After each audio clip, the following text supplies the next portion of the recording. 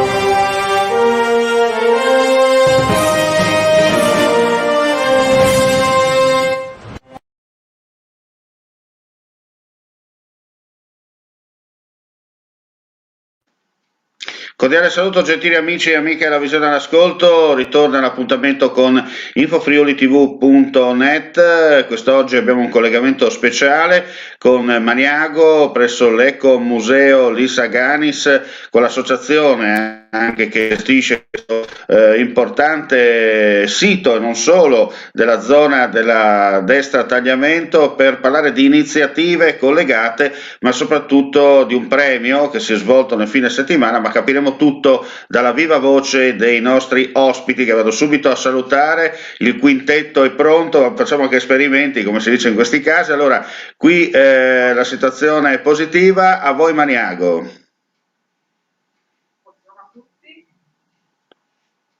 Buongiorno, saluti a tutti gli ascoltatori. Buongiorno. Bene, perfetto, vedo anche Beppi Pucciarelli collegato con noi, vedete anche l'amico Pucciarelli. Allora, io adesso ho fatto una panoramica larga chiaramente per presentarvi tutti e cinque, no? Quelli che sono un po' il direttivo, conoscervi meglio. Poi vi invito, man mano che vi chiamerò davanti alla telecamera, magari un tanto che io do una notizia, vi portate vicino alla telecamera, chi sarà chiamato per parlare, che così almeno abbiamo la possibilità di vedervi in primo piano e sentire magari da uno di voi quelle che sono le vostre mansioni e cosa avete in programma nel corso di questo 2021 e quello che è stato fatto anche nel corso degli anni, così i nostri telespettatori avranno la possibilità di ascoltarvi meglio e conoscervi anche dal vivo, come si dice in questi casi. Allora, innanzitutto saluto la coordinatrice Chiara Aviani, la vedo in lontananza se non sbaglio, ci sei? Eccola lì con la mano.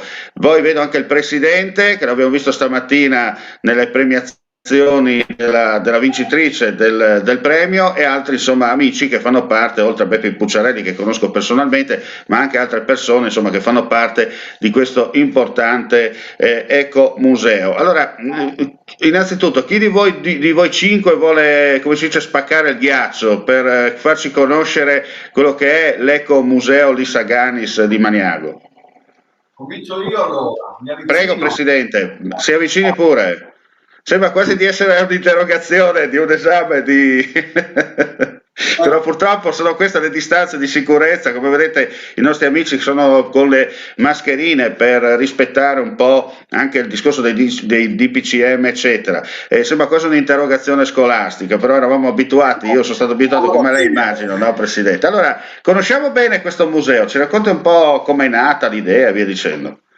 L'Ecomuseo nasce da un progetto leader del territorio dove amministrazioni locali assieme alle associazioni nel 2004 si sono ritrovate e hanno costruito questo progetto che è diventato l'Ecomuseo delle Dolomiti Friulane.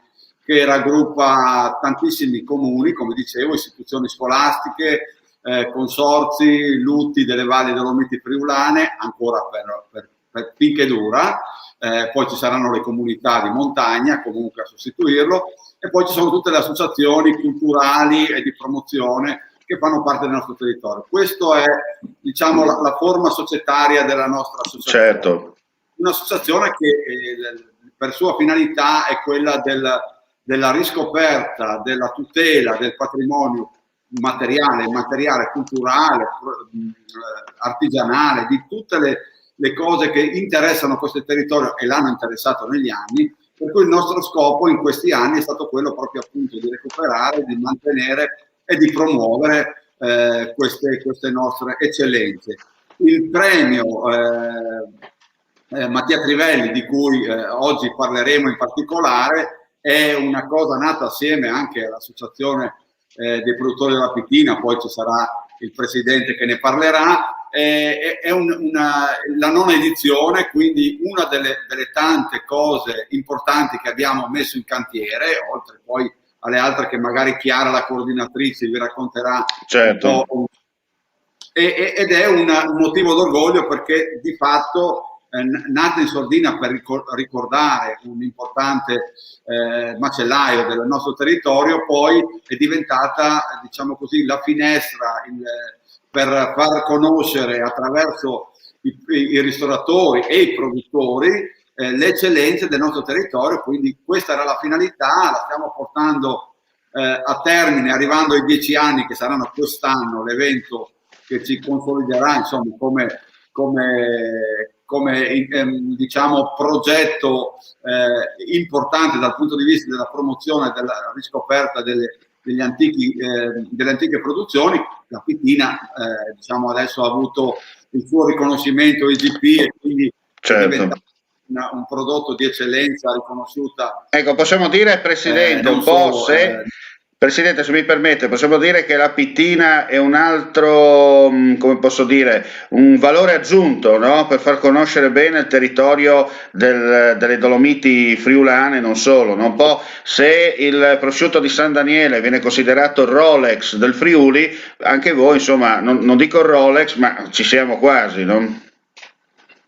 Ma prendo lo spunto da uno dei nostri ristoratori che l'ha chiamata una pepita d'oro, quindi potremmo chiamarla così a questo punto, perché effettivamente certo, è un prodotto diciamo riscoperto ma valorizzato, voglio dire, in maniera eccellente dai ristoratori che attraverso il nostro concorso si sono messi in mostra e hanno fatto delle cose straordinarie. Però è un prodotto che adesso ormai si ritrova in tante cucine dei nostri ristoranti, e questo ci fa enormemente piacere, perché pensiamo anche noi attraverso questo concorso di aver contribuito in qualche maniera a farlo così arrivare un po' sulle tavole dei nostri ristoranti, e questo ci fa enormemente piacere perché è un prodotto eccellente, come dicevo prima, e soprattutto anche in questo periodo far conoscere un po' di più anche i nostri ristoratori che stanno vivendo un momento difficile, e che così attraverso anche questo premio abbiamo potuto così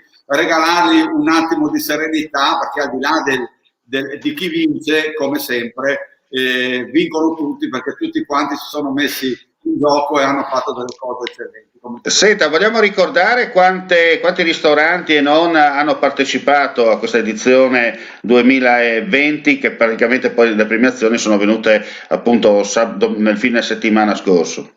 Ecco, diciamo, hanno partecipato 26 ristoranti, però in questi anni devo dire che sono oltre 70 i ristoranti che hanno partecipato e hanno sempre presentato delle cose diverse. Questa è la straordinarietà del concorso, perché si sono prodigati in elaborazioni che in qualche caso sembrano, tra virgolette, una cosa stranissima, no? Anche il premio, certo, quest'anno, che poi lo sentiremo dalla voce della diretta interessata, sono delle cose che uno non si potrebbe mangiare con la cucina, ma poi quando le assaggia si accorge che oltre alla gustosità e all'eccellenza di questo prodotto ci sono mani sapienti anche che sanno fare e proporre delle cose veramente Beh, buone.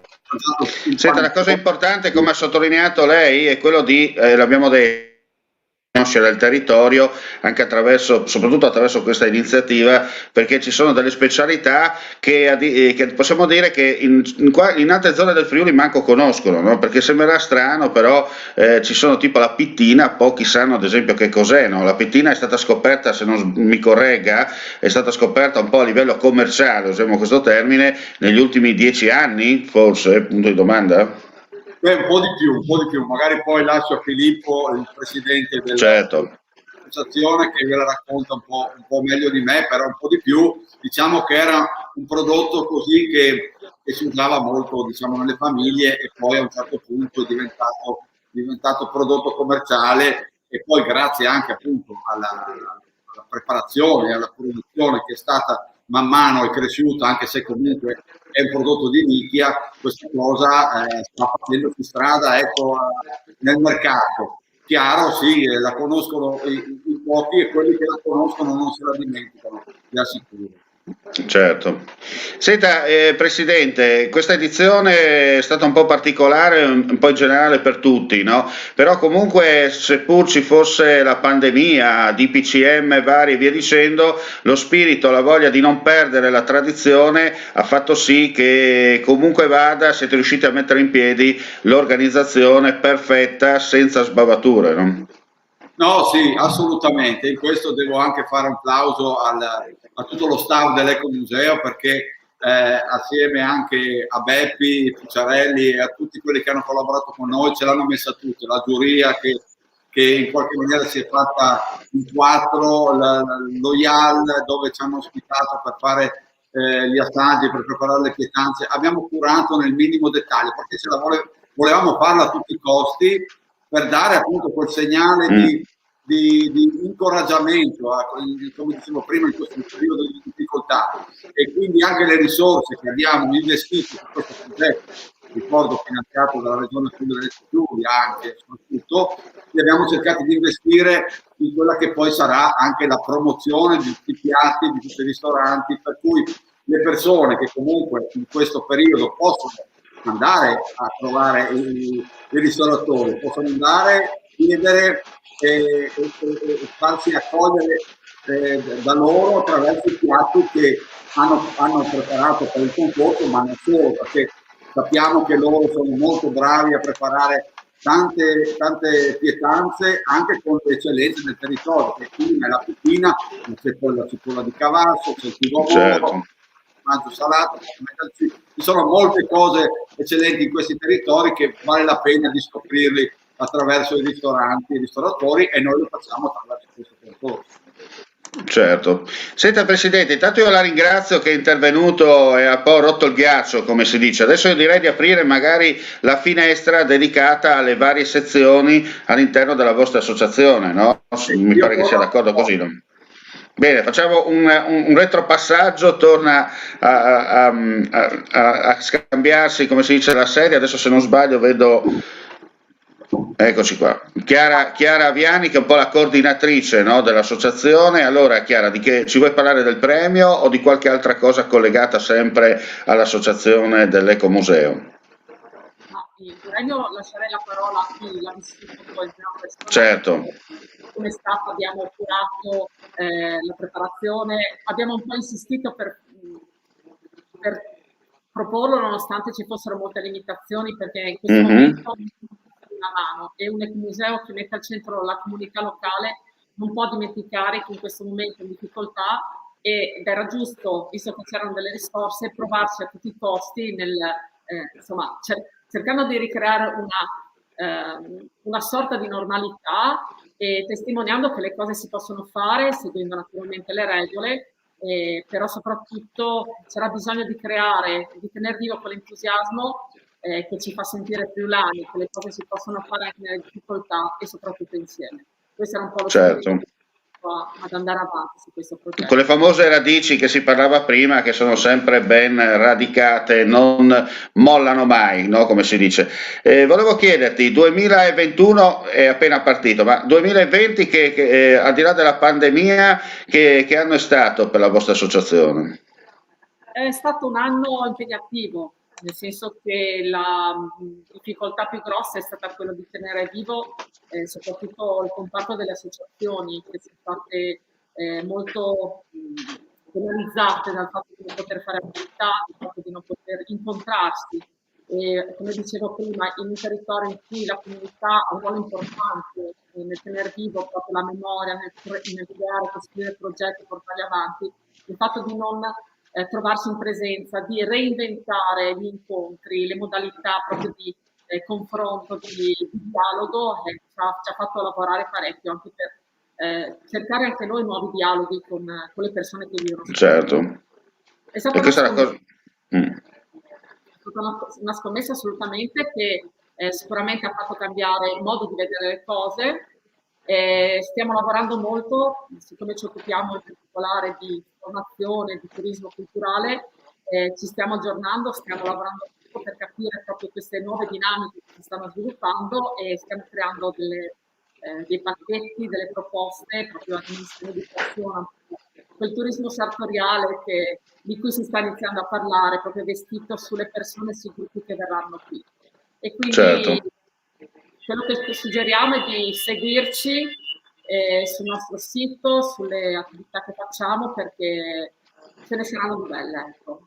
Ecco, questa è la cosa importante, seppur ci saranno probabilmente delle zone arancioni, tra l'altro vi do una notizia in anteprima, pare che la provincia di Udine e la provincia di Gorizia dalla prossima settimana cambieranno colore, si tende ad andare verso l'arancio, almeno questi sono i rumors e non sono esclusi anche dei mini lockdown all'interno dei comuni, questi purtroppo sono dei rumors, ma per quanto riguarda il discorso appunto della colorazione ne sapremo di più domani, perché alle 11:30 domani il Presidente della Regione Fedriga insieme al Vicepresidente Riccardi terranno una conferenza stampa proprio per aggiornare quello che sarà il nuovo status per quanto riguarda la situazione pandemica in Friuli Venezia Giulia. Chiaramente i numeri purtroppo parlano chiaro e si tende a scolorarsi, nel senso che sicuramente al 99% da giallo passeremo o arancione o, ripeto, in qualche zona addirittura rosso, ma questo ne sapremo di più domani, non anticipiamo più di tanto perché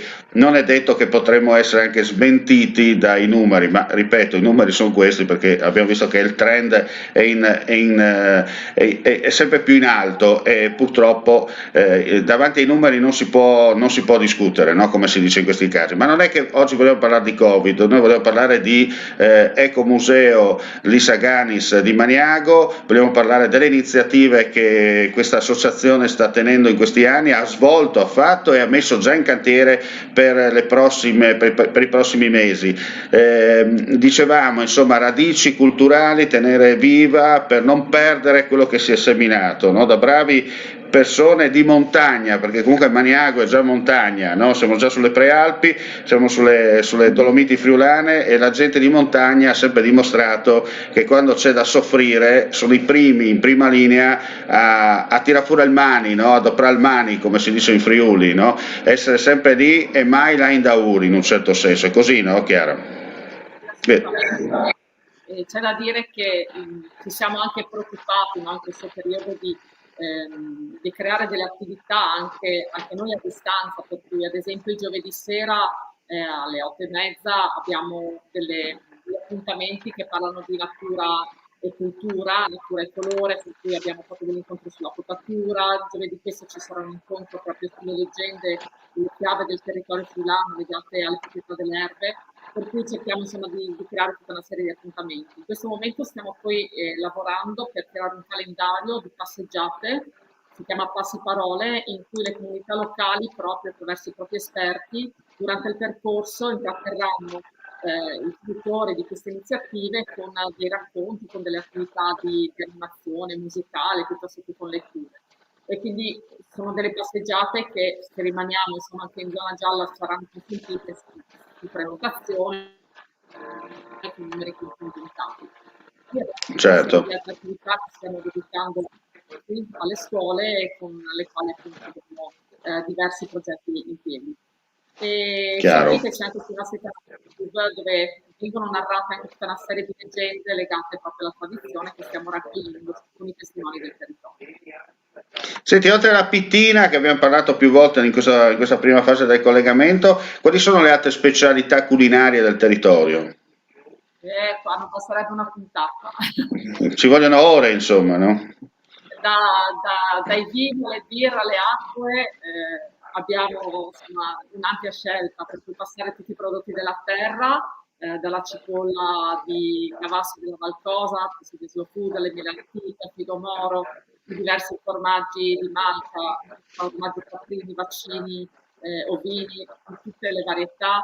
C'è un tavolo di lavoro all'interno dell'Ecomuseo che adesso sta andando a valorizzare il pestifo, che è una particolare lavorazione delle foglie di linaceo che vengono messe a macerare e qui vi diremo, poi vi racconteremo nel sviluppo, però insomma ce n'è di tutti i gusti, ma noi invitiamo le persone a venire a trovarci perché solo venendo su questo territorio si riescono a percepire non solo le emozioni che il territorio stesso può dare, certo, lavorare tutte le varie proposte culinarie che i nostri cuochi sanno veramente far apprezzare. Ricordiamo che è una terra di cuochi.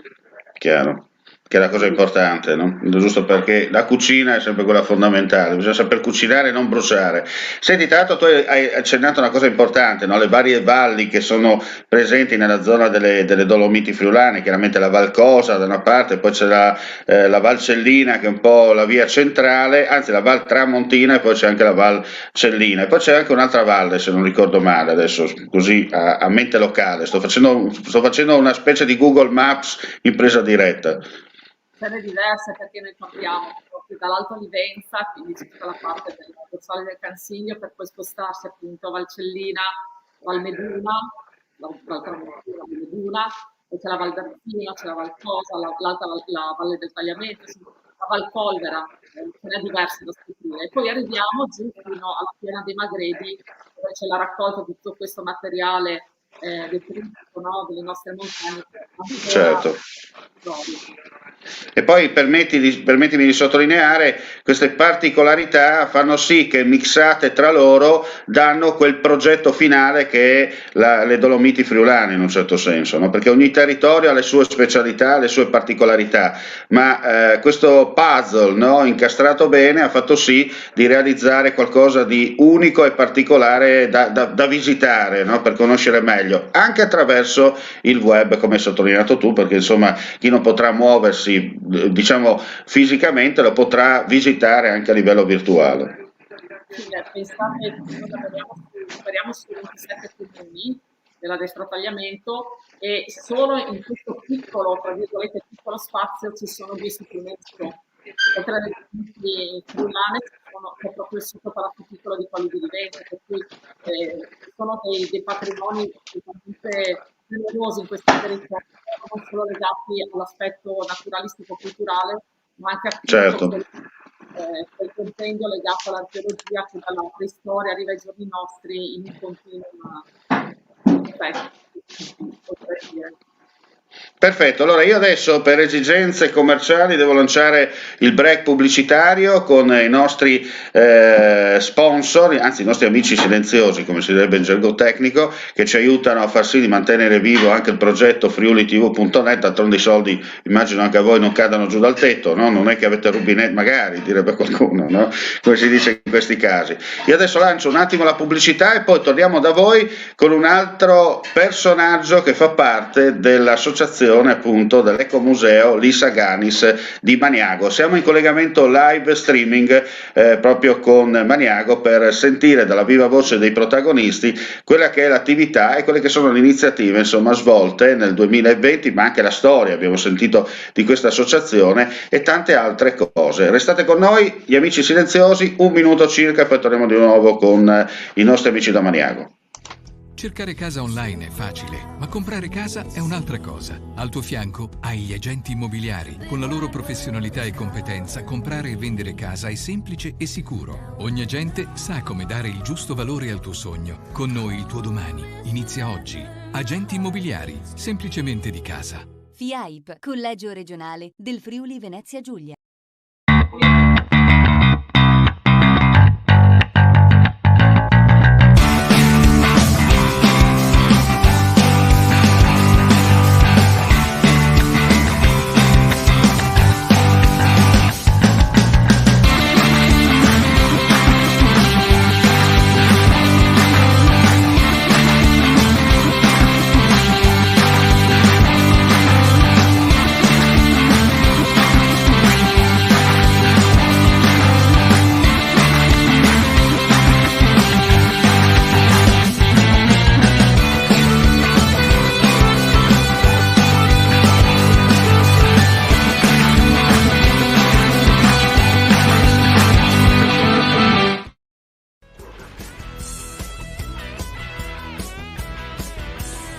Know yourself, know the customer, innovate yourself.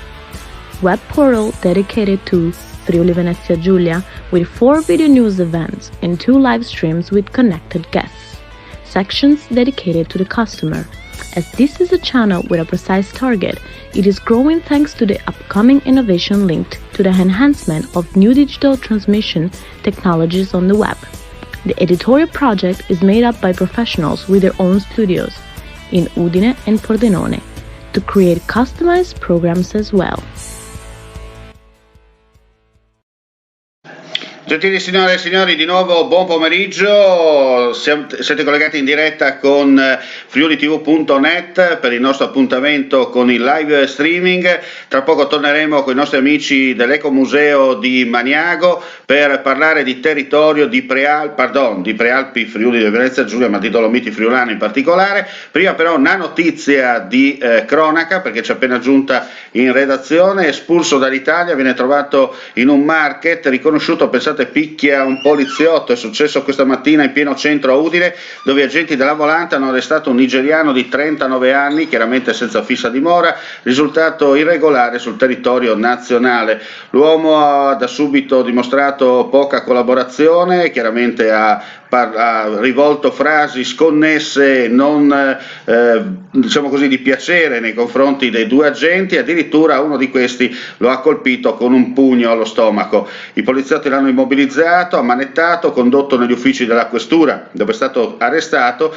e trattenuto nella camera di sicurezza a disposizione dell'autorità giudiziaria competente. Questo signore, come detto, è senza fissa dimora, è già amico della giustizia in modo negativo.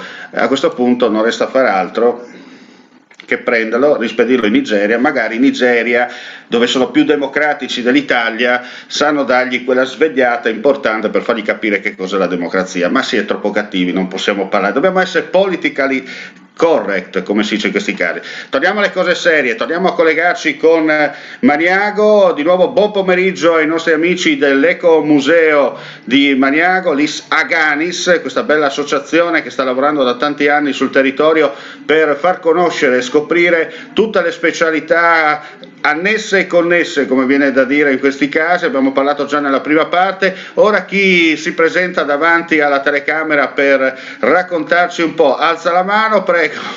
Sembra quasi di essere a non dico un interrogatorio, vi ho parlato adesso, ho quasi un esame a distanza, però purtroppo ci sono queste cose legate al Covid e chiaramente, come vedete, i nostri amici sono a distanza, hanno le mascherine e chiaramente si presentano davanti poi ognuno per parlare delle proprie iniziative. Allora, di che cosa parliamo con lei? Allora, io sono Filippo Piano, presidente dell'associazione dei produttori della Pipina, no? Perfetto.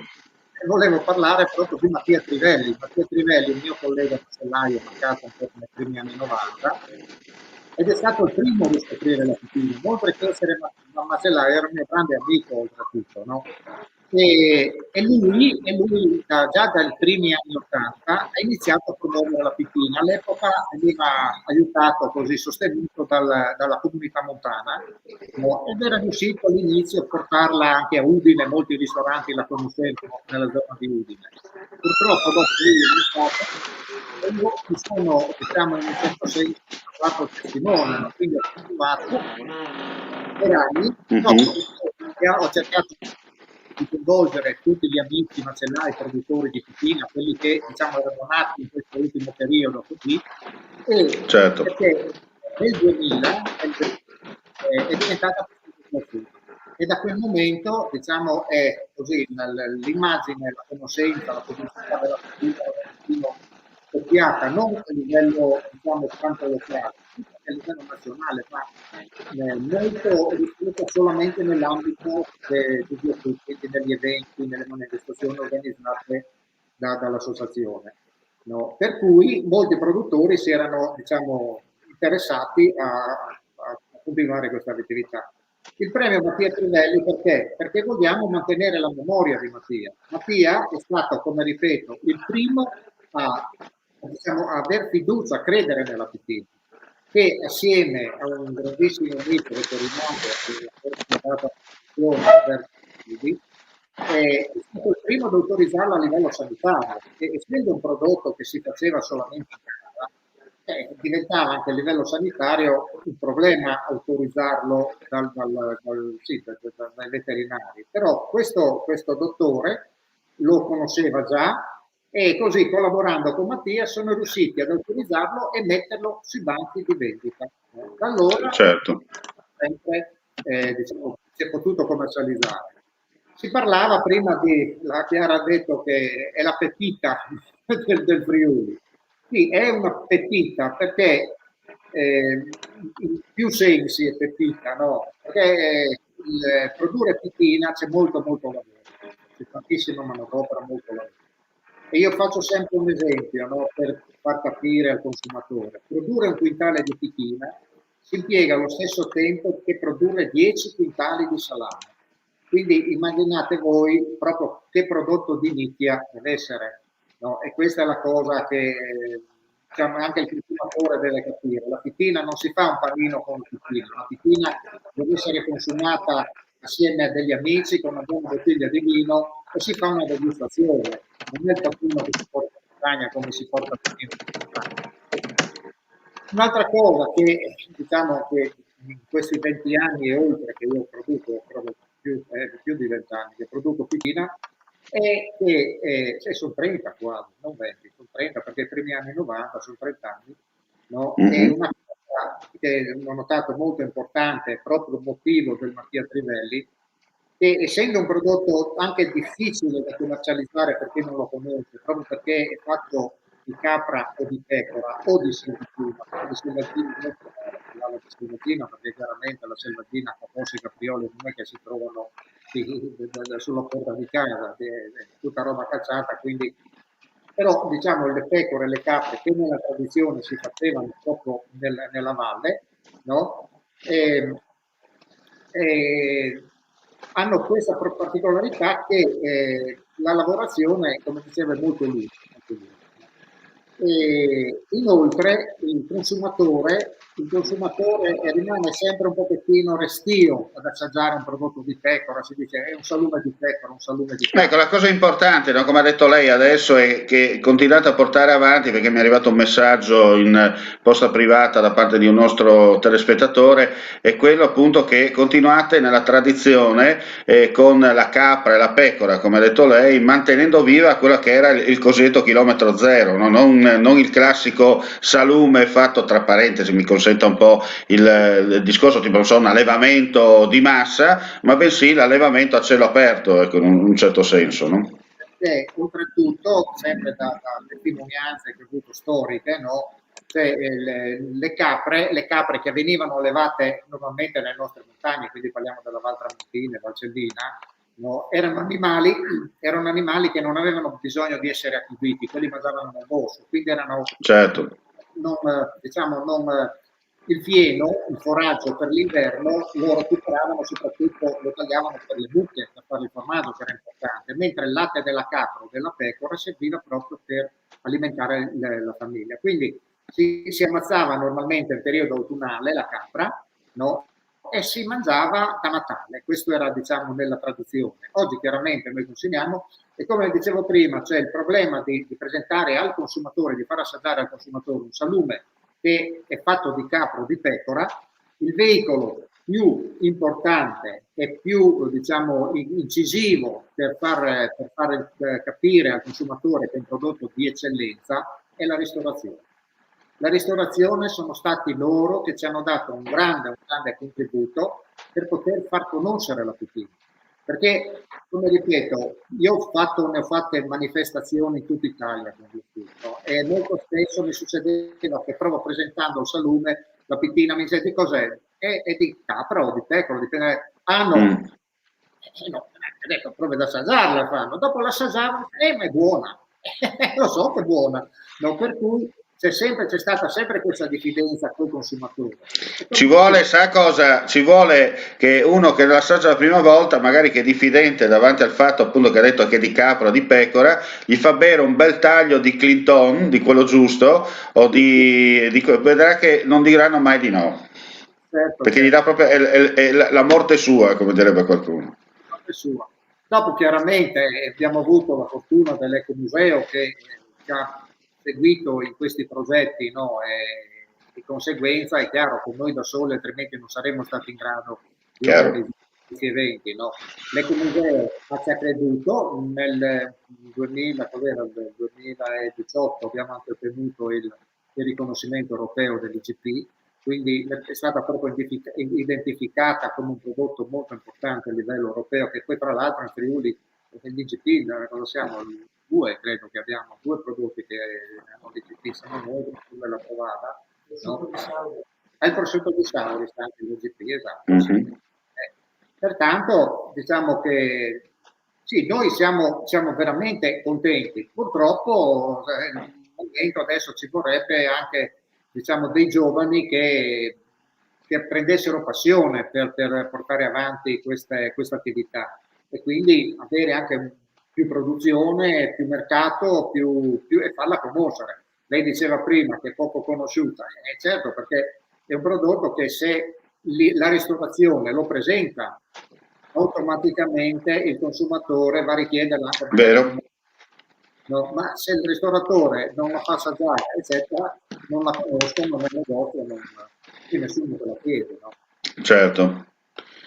Bene, noi la ringraziamo per questa delucidazione, anche per conoscere un po' quello che è la pittina, l'abbiamo scoperto insomma anche delle cose importanti e soprattutto abbiamo ricordato che è ancora un prodotto non solo a chilometro zero, ma un prodotto dal produttore al consumatore finale, no? Passando attraverso appunto coloro che la lavora e soprattutto ci auguriamo, come ha detto lei, che magari qualche giovane venga invogliato a prendere le redini, no? Per il famoso cambio generazionale, onde evitare di perdere un prodotto particolare che, come l'abbiamo sottolineato prima, se il prosciutto di San Daniele e il Rolex del Friuli, questa specialità della pittina invece è la pepita del Friuli. Grazie al nostro ospite, adesso diamo tempo insomma di fare il cambio e vedere insomma, non so se arriverà Pucciarelli o qualcun altro, vediamo chi passa davanti alla gogna mediatica per raccontarci un po'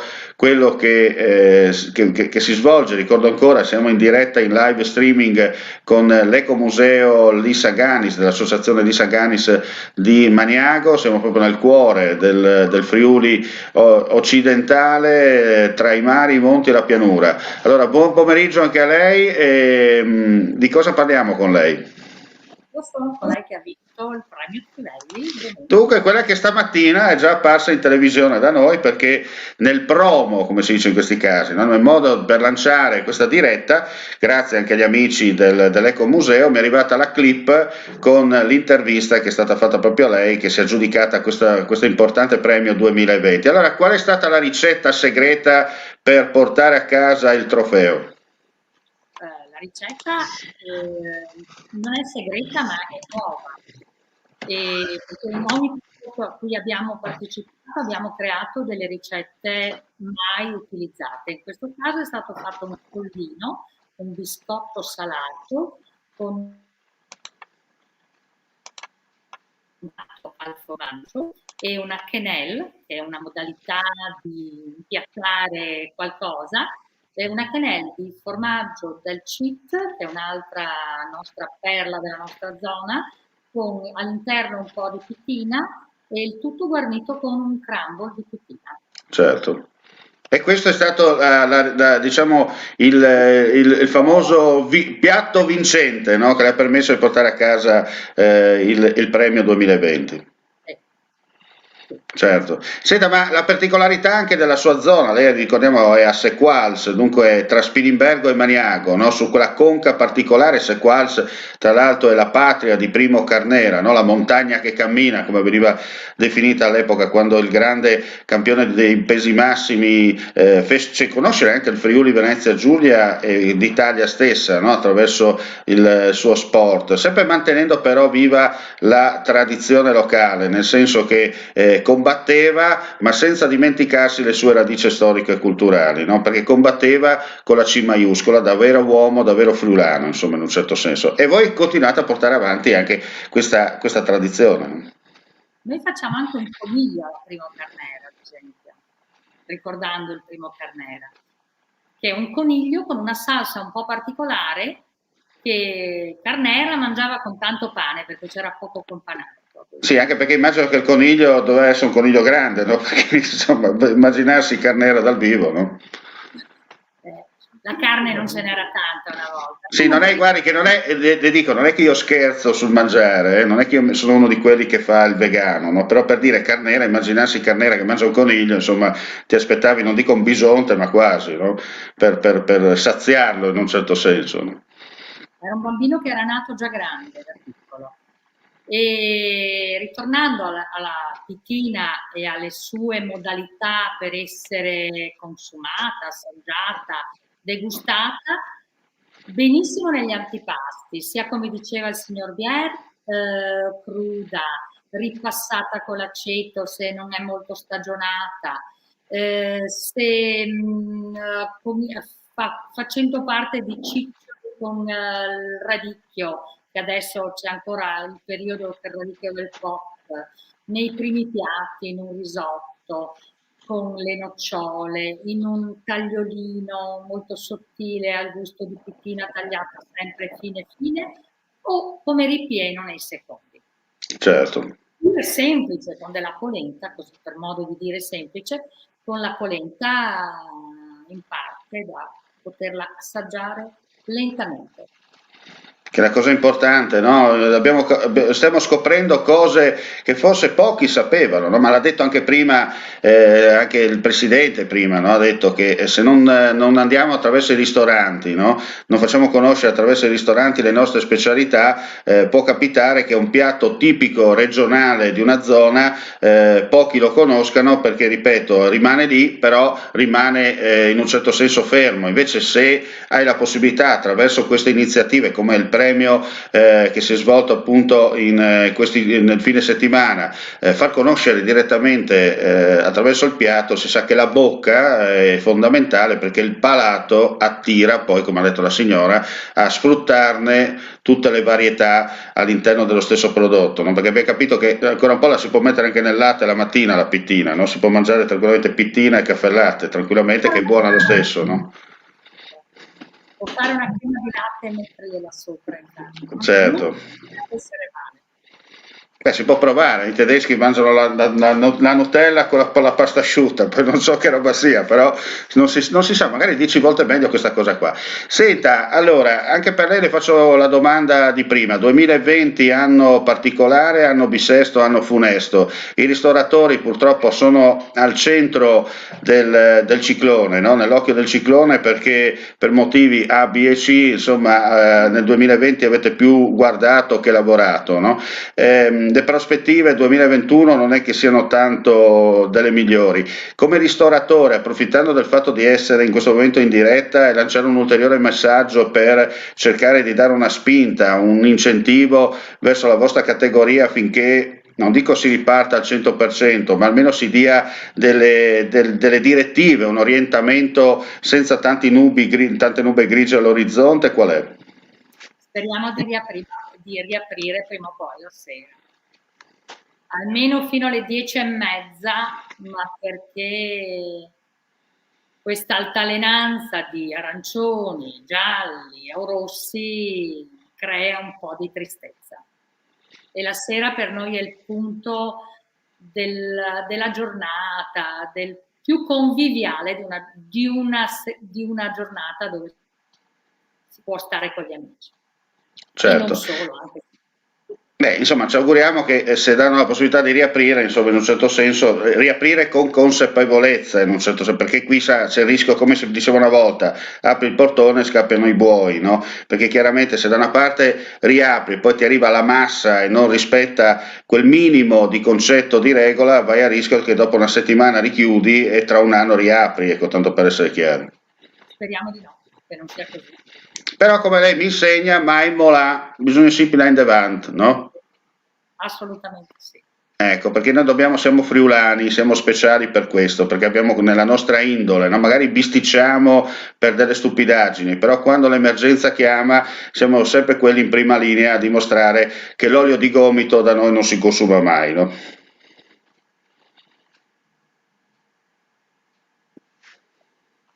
Bene, speriamo, vediamo se siamo ancora. Ecco, vedo il ritorno, perfetto.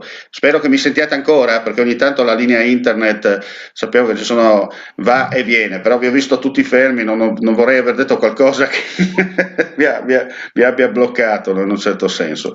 Bene, io ringrazio la nostra ospite, adesso diamo l'ultimo cambio per quanto riguarda questo collegamento live. Io mi auguro magari fra un mesetto di essere presente anche fisicamente sul posto per presenziare dal vivo, no? In un certo senso fare uno specialino in maniera più diretta e così per far conoscere meglio ancora di più quello che è l'ecomuseo delle Aganis di Maniago. Allora vedo Beppi Pucciarelli già pronto, allora Beppi, cosa ci racconti?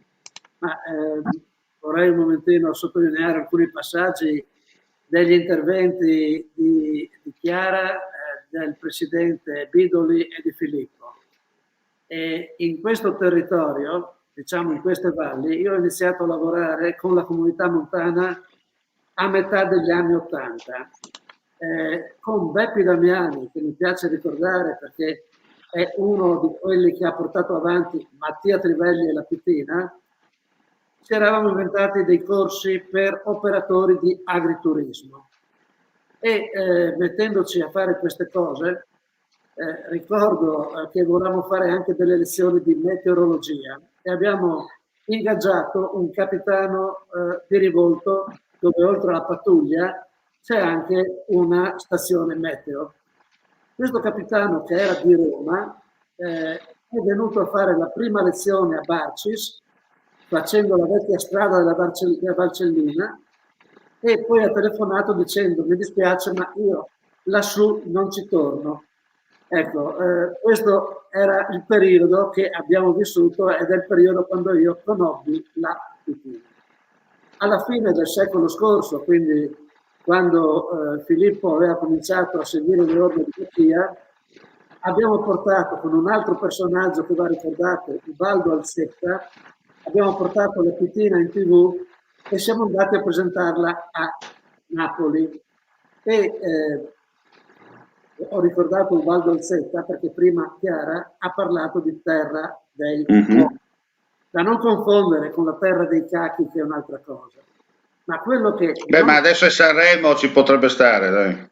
Non si sa, soprattutto di là da Laghe, dicendo dalla parte dove sei tu adesso, nella sinistra tagliamento, si ignora che Venezia, se ha una ristorazione di qualità, lo deve ai cuochi di queste terre, Volcenigo, Aviano, gli Alzetta, il Modolo e tanti altri hanno fatto la storia della ristorazione. L'Ecomuseo ha fatto anche un bel volume dedicato a questi cuochi. Però, quando ci siamo messi a fare questa opera di formazione, abbiamo fatto anche un'indagine sulla cucina del territorio. E in quegli anni, e la situazione era uguale forse anche a Lignano, il turista andava per la montagna o andava per il mare, del cibo interessava poco, per cui la cucina di queste valli era pasta al pomodoro, pasta al ragù, tortellini in brodo, bistecca pannata oppure bistecca ai ferri. Ecco, quando nel 2012, dico bene Chiara, abbiamo iniziato il premio Trivelli, la situazione era già migliorata, ma non tantissimo. Quindi, in questi ultimi 10 anni la ristorazione è cresciuta in maniera prodigiosa. Certo. Perché se dicessi spaventosa è un termine negativo. Con Ubaldo Zetta, con il Beppi Damiani che abbiamo appena ricordato e con l'Accademia della Cucina Italiana, il direttore del Centro Studi di Pordenone, Giorgio Bielo, ci siamo in questi anni fatti lunghe scarpinate in macchina tra questi ristoranti e ogni anno abbiamo avuto sempre delle sorprese incredibili. Ecco, quest'anno, questo 2020, anno sospeso, secondo me è un momento di stop and go, perché non appena riusciremo a ritornare bianchi, ad avere magari una bella puntoretta di vaccino, questo territorio è destinato ad avere uno sviluppo turistico non importante.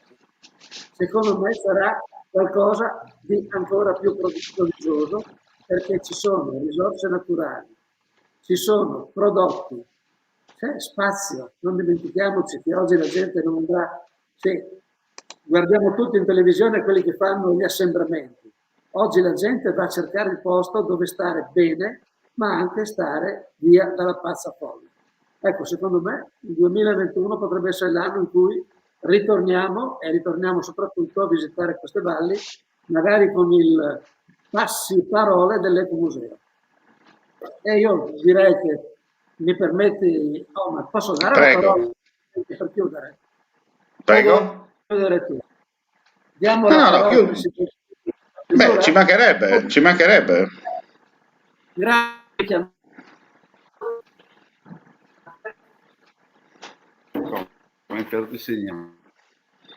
Ecco, aspetta un attimo perché abbiamo un attimo un blocco sullo ecco qua. Aspetti Presidente, perché chiaramente l'ho detto prima, ogni tanto siamo nel 2021, no? Dobbiamo scoprire il territorio, ma abbiamo ancora difficoltà con le linee internet. Immagino voi, non le dico qui da me perché noi siamo proprio al confine con la Slovenia e ogni tanto la rete con cui ho il contratto ogni tanto ci saluta e qualche volta torna, no? Come si dice. Allora, Presidente, per il saluto finale a lei la parola.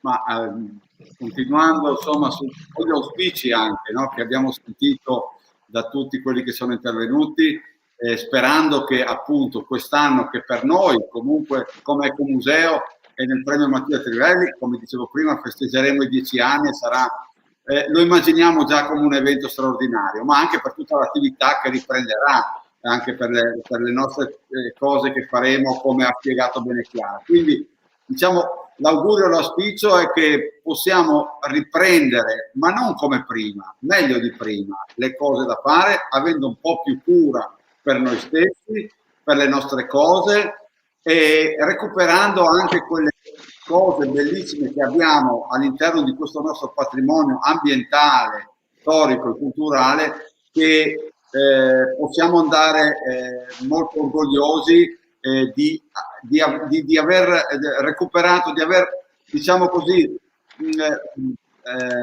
aver potuto,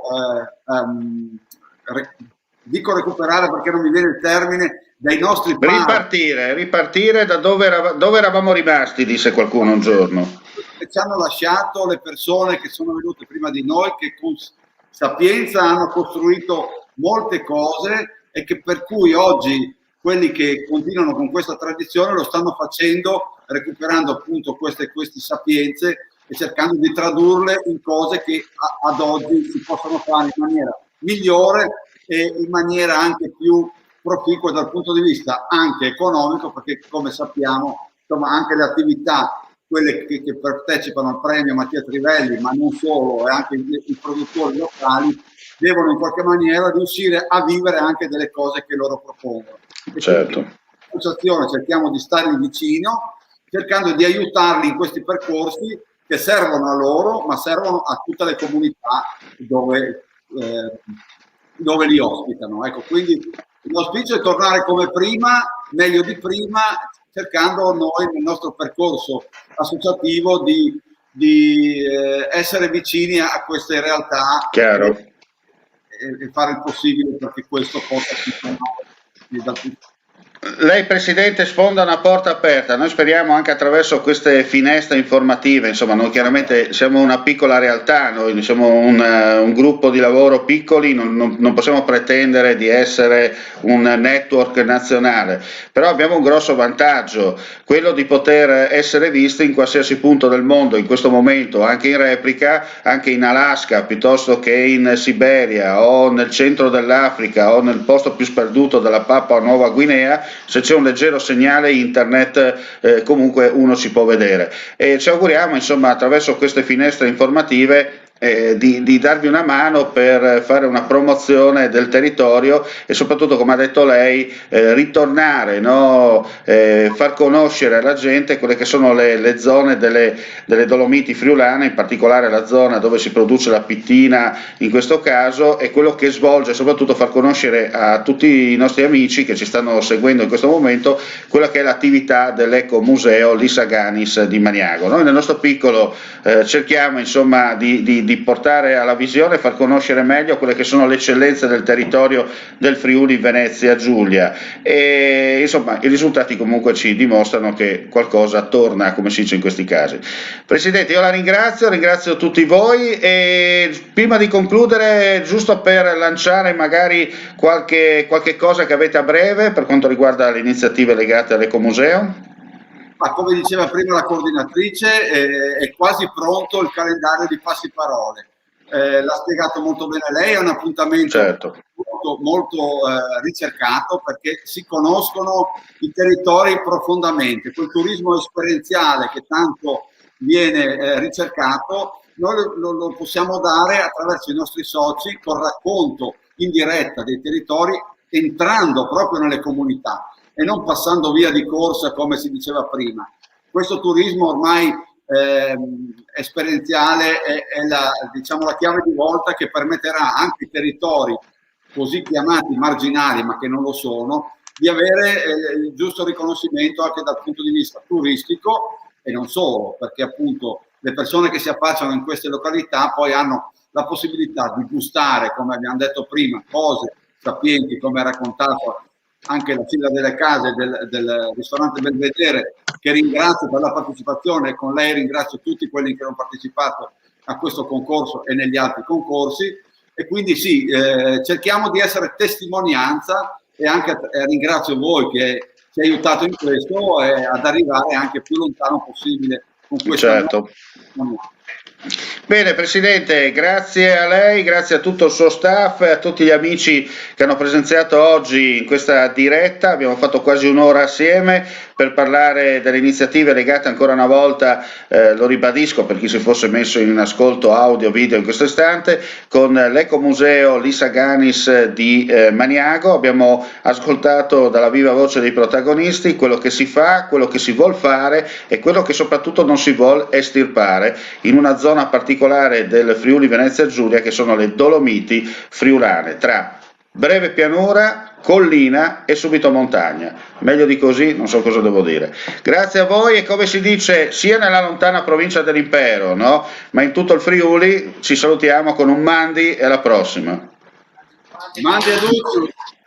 Grazie a voi. Allora ringraziamo gli amici dell'Ecomuseo di Maniago. Torniamo in studio, andiamo a chiudere questa pagina informativa con le notizie relative al Covid-19, perché ci sono appena giunti i dati. In Friuli Venezia Giulia su 6.116 tamponi molecolari sono stati rilevati 283 nuovi contagi, con una percentuale di positività del 4,63%. Va detto che c'è un calo rispetto a ieri. Ecco, è un calo abbastanza sensibile.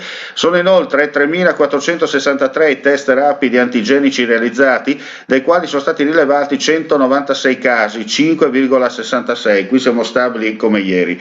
I decessi sono 11, a cui si aggiunge un pregresso afferente al 26 febbraio scorso. I ricoveri nelle terapie calano a 61, quelli in altri reparti sono 380. I decessi complessivamente ammontano a 2.856, i totalmente guariti sono 62.353, clinicamente guariti 2.048, le persone in isolamento alla giornata odierna sono 9.765. Dall'inizio della pandemia in Friuli Venezia Giulia sono risultate positive complessivamente 77.463, in questo gruppo fanno parte anche 899 da fuori regione. Cosa dire?